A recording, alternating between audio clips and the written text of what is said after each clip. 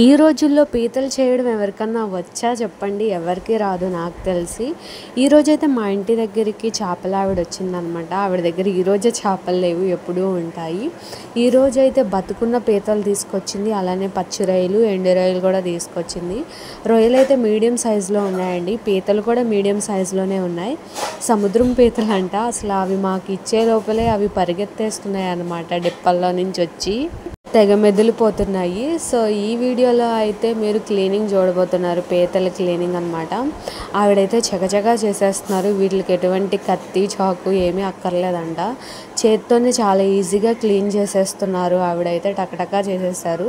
ఎంతైనా వాళ్ళకి అలవాటు ఉంటుంది కదా, సో వాళ్ళకి వచ్చిద్ది. మనకి అంతగా చేత కాదు. ఇవి మెదిలిపోతున్నాయని వాటికైతే చిన్న చిన్న దారాలు కూడా కట్టారండి. అయినా అవి ఆగట్లేదు. పట్టుకోవాలంటేనే భయం వేస్తుంది, ఎందుకంటే అవి కుడితే ఇక మామూలుగా ఉండదు. ఇంకా నెక్స్ట్ వీడియోలో వీటి కర్రీ ఎలా చేశాను ఏంటి అనేది నేను పోస్ట్ చేస్తాను. డోంట్ మిస్ ది వీడియో అండి.